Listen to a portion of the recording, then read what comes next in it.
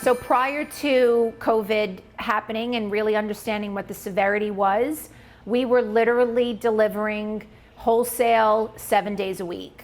We were, beyond capacity.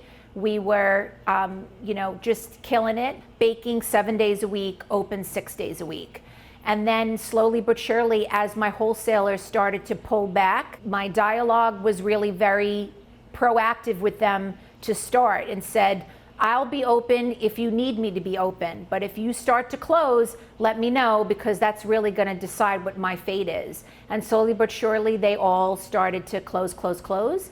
I then decided that there was no way that I could conceivably stay open. So if there's a stay-at-home mandate, there's no way that people are going to go out just to get a gluten-free donut. I have 3 employees. I was able to keep all 3 of my employees. I neither laid them off nor furloughed them. I was also able to get the PPP, which I allotted, the exact amount and required amount to them. Donated a lot of my baked goods and things that we had prepared already to the senior center in town and to other food shelters and establishments. I was fortunate from that standpoint that I was able to keep my employees on. From my standpoint, as being a self-employed, paid by my own business individual, I was not able to continue to pay myself. I do actually have a part-time job, and I'm the general manager, excuse me, for the Hoboken Chamber of Commerce underneath the Hudson County Chamber.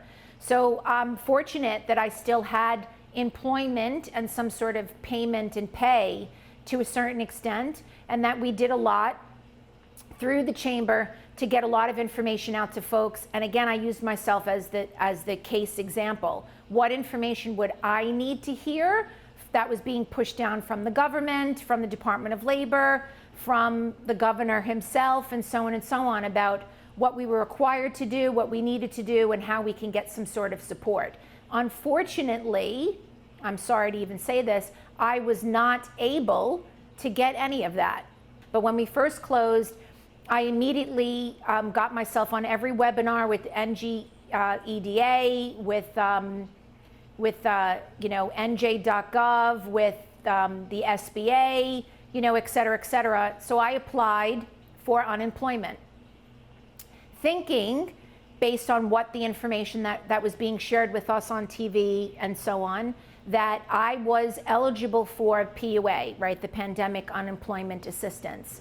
Unfortunately, I only really just found out this past week that there was no way that I was ever going to be eligible for that, because I did have a part-time job. One of the most important things to remember, and it sort of seems counterintuitive, to be eligible for the Pandemic Unemployment Assistance, which is the program for independent contractors and self-employed, you have to be ineligible for unemployment. That is one of the most clear language in the CARES Act, is that you cannot be eligible for these benefits if you are eligible already for UI. So the first step we need to do is make sure they are ineligible for UI. And here's where this comes into play very often. Somebody has a part-time job, maybe working at the grocery store, maybe working part-time at the library, but their main source of income, maybe they're a real estate agent, which is all 1099 or work. They come to us and like, oh, I made $60,000 last year as a real estate agent on my 1099, but I also had made $20,000 on my part-time job. Per federal law for the CARES Act, we're going to assess them based on, or determine their eligibility based on their W-2 employment. Even though it might be way less than what they make as a whole, the federal law is very clear that if they are eligible for unemployment based on their part-time W-2 work, if they meet that threshold, that income, they are going to be paid out on that.